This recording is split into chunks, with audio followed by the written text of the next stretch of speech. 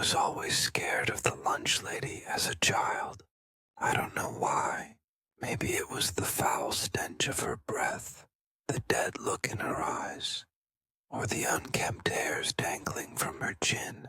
Whatever the reason, my palms would get sweaty and my heart would pound every time I passed her in the lunch line. I never felt completely at ease until I left the cafeteria, and even then, I worried I might catch a glimpse of her in the hallway between classes. One day, I got into a fight with another kid named Jeremy, and we both ended up in detention. It was really his fault. I was walking past him in the hall when he quickly stuck his foot out, sending me sprawling to the ground with all my books flying everywhere. Samantha, the girl I had a crush on, happened to be there and joined everyone else in laughing and pointing at me. My rage got the best of me, and soon Jeremy and I were throwing punches at each other. After the teachers broke up the fight, we were sent to the principal's office. The long and short of it was, I would be spending my Saturday at school filling out worksheets instead of playing video games with my friends. Saturday came, and my mother, clearly unpleased to be up so early, dropped me off outside the school doors at 8 in the morning. I walked in and found my way to room 126, where detention was always held. Jeremy was already there, sitting at a desk along with 2 other kids. One was Nick, the dumb ape who was our football team's quarterback. The other was a quiet girl from my classes. I found a seat at a comfortable distance from everyone else. No one said a word. The only sound in the room was the deafening ticking of the clock. After a few minutes, I quickly grew bored, so I spun my chair around and faced Jeremy. "Do you know who's running detention today?" I asked. "I think it's Mrs. Kowalski," he said. "Mrs. Kowalski," I repeated, gulping, but Jeremy didn't need to confirm it. Immediately, the all too familiar odor of her breath filled my nostrils, and the hair on the back of my neck stood straight up. I slowly turned around, and in walked the lunch lady with a pile of worksheets under her arm. "Now you listen," she commanded in a thick accent. "I really didn't want to be here today, and I don't want any trouble. I'm going to pass out these worksheets, and you all aren't going to make a peep. Understand?" We all nodded our heads. "Good. The first moment something goes wrong, one of you is going in the oven." Then she laughed loudly and left us alone in the room.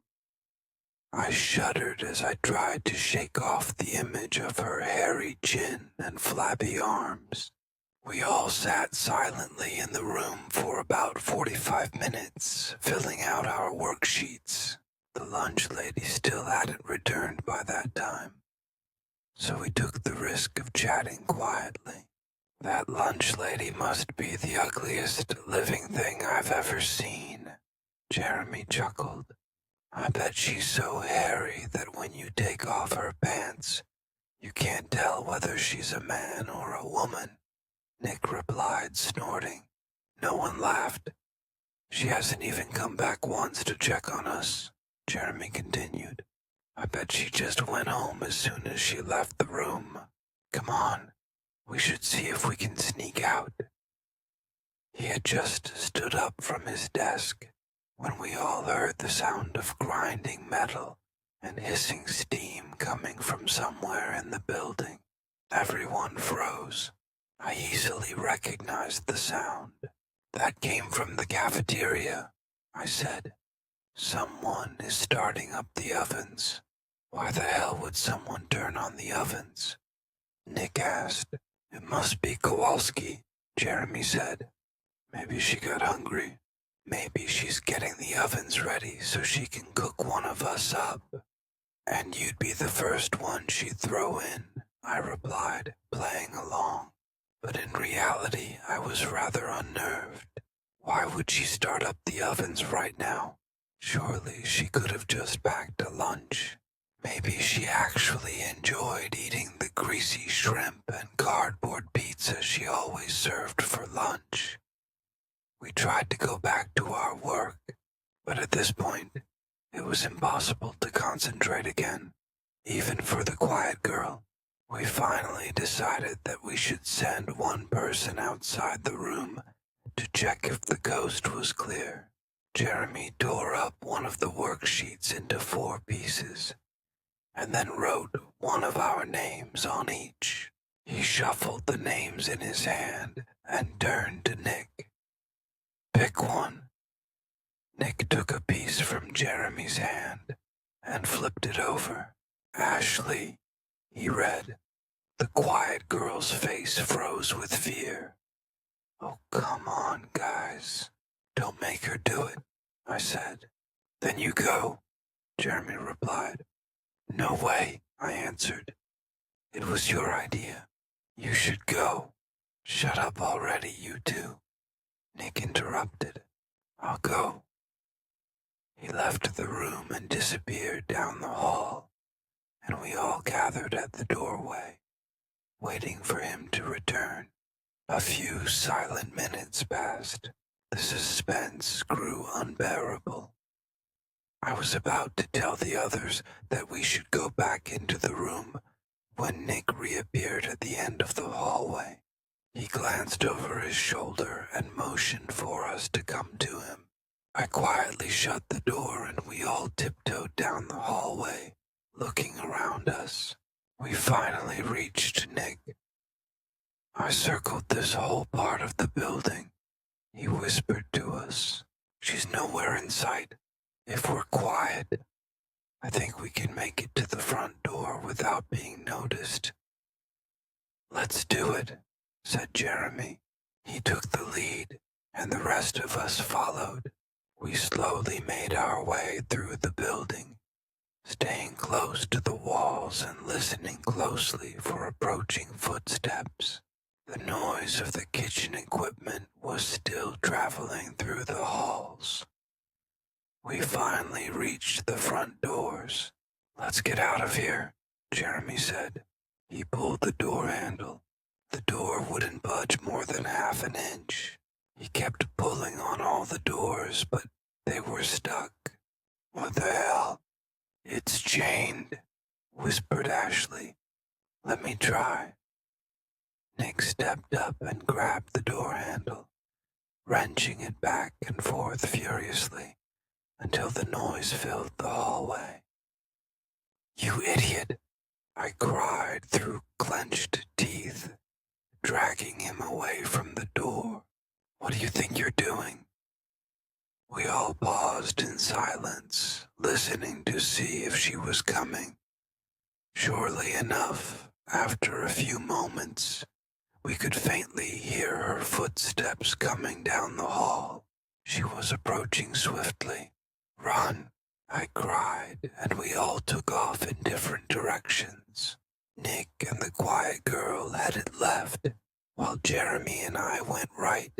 As we turned the corner, we could hear Ashley scream and the lunch lady shout, I've got you. We didn't even bother to look back. This way, Jeremy called to me. I followed him as he turned down a smaller hallway and then came to a classroom. We can hide in here. We dashed inside the classroom and looked around frantically for hiding places.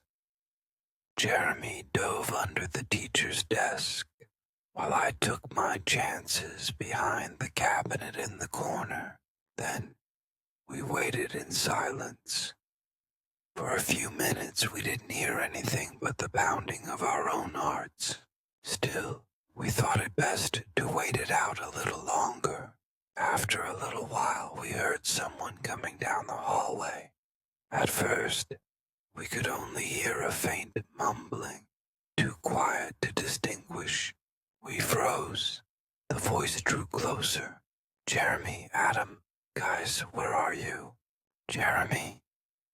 Jeremy got up from under the desk and opened the door. Nick, get in here. Nick hurried inside, and Jeremy locked the door. Then we all crouched down behind the teacher's desk. Guys, you won't believe it, Nick whispered, catching his breath. I saw her get Ashley. She grabbed her by the arm, and she tried to run. But then she hit her over the head with a wrench and was dragging her body down the hallway. And keep it down, I hissed.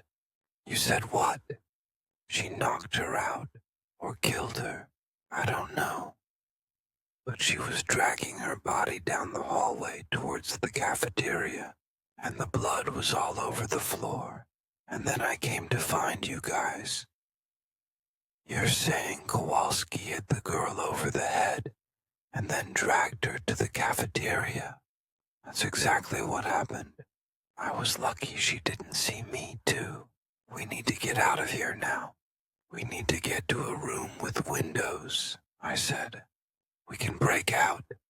Forget it, Jeremy interrupted. I've seen guys try to break through glass like this. And unless one of you guys is a sledgehammer, we're not going anywhere. There's only one other way out of this school, and that's through the back doors.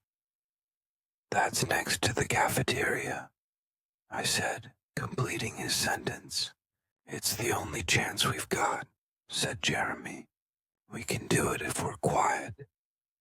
Then let's go, I replied. No time to lose. We opened the door and looked up and down the hallway. Follow me, whispered Jeremy.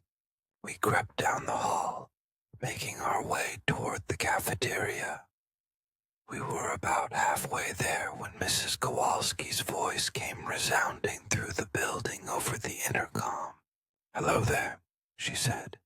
Her accent was even more obvious coming out of the speaker. I see you have left your room.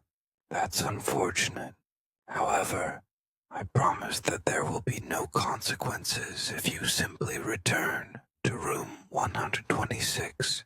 Ashley is waiting for you there. Ashley, we have to help her, Nick cried. Forget it. She's dead, said Jeremy. We need to get out of here. You didn't see what I saw, said Nick. This woman is insane. We have to save her. Nick bolted down the hallway. Nick, what are you doing? I shouted. I tried to run after him, but Jeremy held me back. No, Adam, let him go. We need to leave now. What an idiot, I muttered as we dashed through the halls. Within a minute, we heard Nick give out a spine-tingling scream. I felt sick to my stomach. Hurry, shouted Jeremy. We're almost there. We blitzed through the halls. I grew nauseous, and it was becoming hard to maintain my balance. The hallway started spinning in front of me. Come on, we're almost there. I pushed on, wanting to vomit with each step I took. Then we turned the corner, and there it was, the back entrance. We made it, cried Jeremy. Let's get out of here. We were going so fast, we nearly ran right into the doors. I was about to hurl. Jeremy pulled on the door handles. Oh God, no, no. They were chained. We were trapped. I collapsed on the floor, exhausted. No, no, God, no. Jeremy screamed as he continued to yank back and forth on the door handles. Meanwhile, I lay on the cold floor, looking down the hallway. The cool linoleum felt good against my burning cheeks. My stomach was still churning. And then, out of the corner of my eye, I saw a pair of black boots appear at the end of the hallway. I looked up. She had arrived. Jeremy was now wildly throwing himself against the door. The lunch lady slowly approached, step by step, wielding a bloody wrench in her hand. It was too late. It was all over. I closed my eyes as the lunch lady passed over me and brought down a wrench upon Jeremy's head. He cried out in pain. She hit him again. His blood spewed all over the walls and ran down to the floor. She kept hitting him over and over again. I vomited. Then everything went black. I opened my eyes. The brightness of the fluorescent lights made it hard to see at first. After a few minutes, my eyes adjusted, and I saw that I was in the middle of the cafeteria. I looked down. I was tied to a chair. I squirmed for a few seconds, but the rope was strong and I could hardly move at all. Sighing, I gave up and examined my surroundings. No one else was in sight. The chairs and tables were set out in the usual fashion. I could hear the kitchen equipment still running in the back. "Awake, hey," a voice called out. I bent my head back and saw, out of the corner of my eye, that the lunch lady was preparing a meal in the open kitchen. "Give me another minute. Lunch is almost ready." I squirmed around a little more, but the ropes were as tight as ever. I then sat still, patiently waiting. After a minute or two, the lunch lady came out. She was carrying a plate covered with a napkin. "Did you have a nice nap?" she asked me with that disgusting accent. I remained silent. She set the plate on a nearby table. "You know, I could have killed you too. But out of the goodness of my heart, I decided to spare you. On top of that, I even cooked you a delicious meal." I remained silent. "So what? I get no thank you? Is that how I'm treated for feeding you? Is this how I'm repaid for sweating away in a hot, dirty kitchen all day?" She paused. "You know, I've worked this job for 19 years, and you turds are all the same. You come in line, you take your food, you walk away, and no thank you. You say, 'Ew, she's smelly and weird.' Forget that she cooks us a delicious lunch. Well, that is over now. No more." I remained silent. The lunch lady came behind me and pushed my chair to the table right where the plate sat. I did not want to see what was on the plate. She unbound my arms so that I could only move them from the elbow up. Then she set a fork on the table next to the plate. "I have made you a delicious lunch. You will eat now." She pulled off the napkin, and I gagged. I had to turn away. Sitting in the middle of the plate was an enormous sausage, surrounded by cooked fingers, toes, eyes, and ears. "You eat," she commanded. No, I can't do it." I was growing sick again. "You eat or I hit," she said to me, holding up the wrench. I looked at the plate again, and I nearly vomited. I can't do it. I can't do it." She brought the wrench right down upon my head. I screamed in agony. "Eat," she commanded. I picked up the fork, my head pounding with pain. Tears ran down my face as I cut off a bit of the sausage and stuffed it in my mouth. I chewed it up and swallowed it down. "Good. Finish it all." I shook my head, sobbing. She brought down the wrench on my head again. I cried out in pain. "Eat," she shouted. I took another bite, and another, blinded by my own tears. Whenever I paused, she would raise the wrench again, and I would keep eating. It took all of my strength to keep it down in my stomach. When I finally had swallowed the last bite, she took the plate. Very good. I'm glad you enjoyed it. Now that you have had your lunch, I will have mine. I looked upward as she raised the wrench in the air one last time, and I closed my eyes.